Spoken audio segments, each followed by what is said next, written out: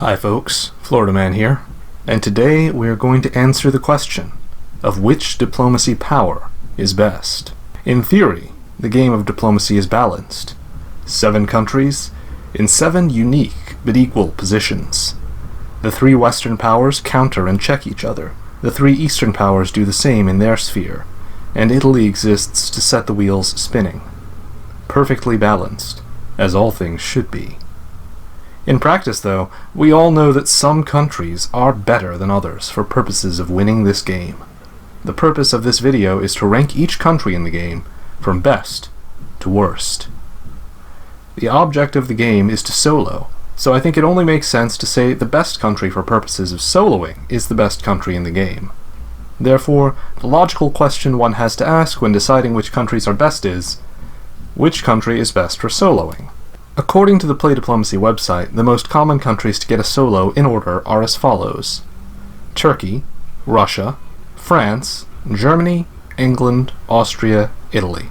However, there are other rankings that contradict Play Diplomacy's statistics. According to a 2007 article published by Josh Burton, the most common soloing countries in full press games are Russia, France, Turkey, England, Germany, Austria, and Italy. According to an article published by Stephen Agar, the countries in order of odds of solo are Russia, Germany, France, Turkey, Austria, England, and Italy. And I read another article called Geography is Destiny by Paul Windsor, which referenced 2 other compilations of win rates. One of those compilations, by Conrad Minshall, ranked the powers' win rates as follows: Russia, England, France, Turkey, Austria, Germany, Italy. The other, by Matthew Self, ranked the powers' win rates a little differently: France, Russia, Austria, Turkey, England, Germany, Italy. Looking at all of the above contradictory information gets us as close as it's possible to be to an objective assessment of each power, based not on individual preferences, but on statistics. And the worst country to draw in a game of press diplomacy is undoubtedly Italy. Italy is at the bottom of every objective ranking of which country is most likely to solo. Players who draw Italy are objectively less likely to win the game than players who draw every other country. Even if Chris Brand is really good at playing Italy, that's a bit like saying that Inigo Montoya is good at fencing with his left hand. Yes, if you're a master of something, you'll be good at whatever way you do it. If you're a master of diplomacy, you'll be good at whichever country you play with. That's not the same as the situation the rest of us face. Additionally, according to Mike Morris, Italy is statistically both the least likely to solo and the least likely to share in a draw out of the great powers. That's important, because even if you're unlikely to win, if you don't even make the draw, it generally means you didn't even come anywhere close to winning at any point. Moving on, Austria appears to be the consensus pick for second worst country, despite the fact that it is one of my personal favorites, and a country I win with frequently. I think the problem with Austria almost explains itself. It's very likely to get completely crushed by its neighbors by 1903 or so. That is a very natural thing for 3 out of its 4 neighbors to participate in. So unless Austria is played by someone who's very good at the politics of the game, it tends to get taken out before it can awaken to its true powers. I'll be frank, if I was making this ranking based on my personal feelings, rather than on statistics and objective factors, I would put Austria much higher. When I play as Austria, it usually feels more like, "Sir, the enemies have us heavily outnumbered, and we're surrounded!" And my reply is, "Magnificent. Our position is perfect, surrounded by easy targets. We've got them right where we want them. There's no escape for them now." However, objectively, Austria is the second worst, although I say that with great affection and reluctance. As for which country is better between Germany and England, I think that's almost a toss-up. In 2 of the 5 statistical rankings I looked at in preparing this, Germany was stronger. In the other 3, England was stronger. For that reason, I suppose I would say Germany is the 5th best, and England is the 4th, but it seems just as reasonable to me to say they're a tie. The interesting thing about the rankings as they stand, though, in my view, is that the 3 central powers make up the bottom 3 of the rankings. To me, that indicates that the biggest obstacle to a high likelihood of victory in this game is the likelihood of being taken out early on, which I think those 3 powers share in common. By contrast, each of the top 4 countries has a corner to themselves at the beginning of the game, a place they can withdraw to in security. That's the only thing for me that marks a tiebreaker between Germany and England in which is more likely to solo. England has much greater difficulty in getting across the key stalemate lines than any of the other countries on this list other than Turkey, in my opinion. The only thing that elevates English prospects over German ones is England's greater survivability, which results in England having greater chances of getting into a draw than Germany on play diplomacy, even though Germany has slightly higher odds of solo on that site. And, of course, if Germany can obtain a corner position, it becomes much more likely to draw a solo. Unfortunately, Germany has a difficult time obtaining a secure corner position, since that means thoroughly defeating and absorbing the better part of England, France, or Russia. Unlike Germany, England doesn't have to do anything to be relatively more secure, which gives much more room for contemplating how to get to your other 15 dots. I think it's no coincidence that Russia, Turkey, and France are definitely, and clearly, the top 3 countries in these rankings. Those 3 countries are, in my view, usually the most secure in the game, if they're played by competent players. If any of them get dogpiled by 2 neighbors at once, they'll probably get taken out, the same as Italy, Austria, or Germany, but they do tend to be more robust than the Central Powers, both when it comes to likelihood of enduring such an attack and the likelihood of that happening, and I think they're also stronger than England. Turkey is 3rd best. Even though it comes in at the top of Play Diplomacy's rankings of which country is most likely to win, it doesn't come in at the top of any of the other statistical compilations that have been gathered. In fact, it doesn't even land in the top 3 in most of those other rankings.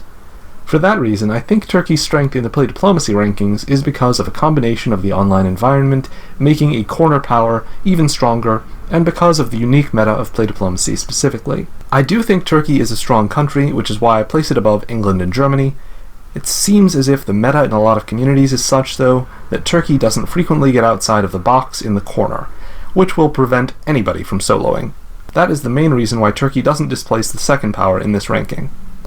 Speaking of which, France is 2nd best. Many people would say it should fall even higher on this list.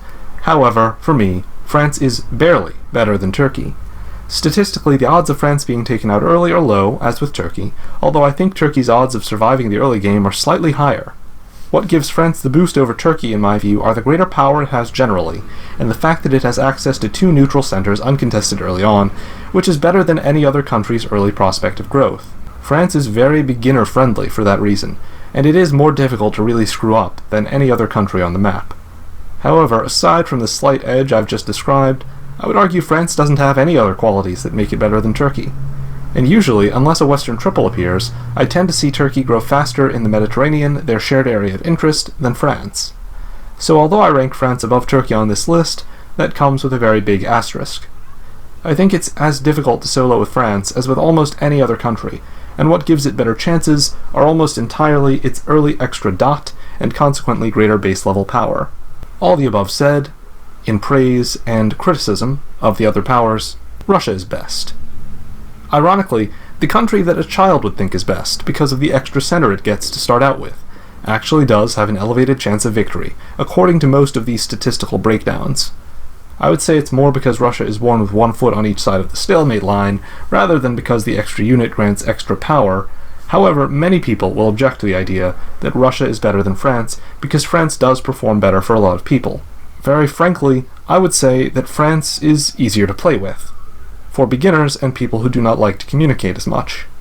Russia is riskier. It is easier to get eliminated early on than France. However, by the same token, Russia is a very high-reward country to play. There is a reason why it has an elevated chance of soloing in most of these rankings. Unlike France, Russia has something to offer every single country early on without having to exercise too much creativity.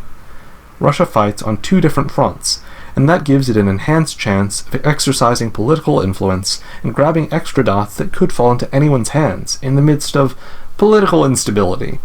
Russia has an alliance with Italy that has a name, Winter Green, and an alliance against England with France and Germany that has a name, the Sea Lion, and an alliance with England against the Southern Powers that fellow diplomacy enthusiast Owl expressed great interest in our last conversations. In other words, Russia has well-known early-game collaboration opportunities with every country. The same is really not true of France. On a personal note, I should state that while I usually do not lose as France, I am noticeably more likely to win as Russia. More on that in a post I'll do analyzing my own gaming statistics and history, which is radically different from this content, which will be available via Patreon. Just an aside, which I suspect a lot of players who are good at the politics of diplomacy will agree with. Playing a country that has more influence over the entire board from the beginning of the game is just better. Even though France tends to quickly become roughly as large as Russia, size is not the same as position. So that's my ranking, and I hope you've enjoyed it. From worst to best, it's Italy, Austria, Germany, England, Turkey, France, and Russia.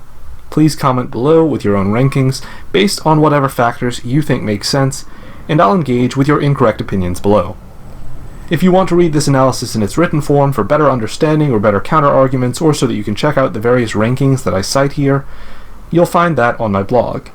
And if you like this, despite my horrible, no-good, rotten, really bad opinions/analysis, please like and subscribe and check out more of my stuff.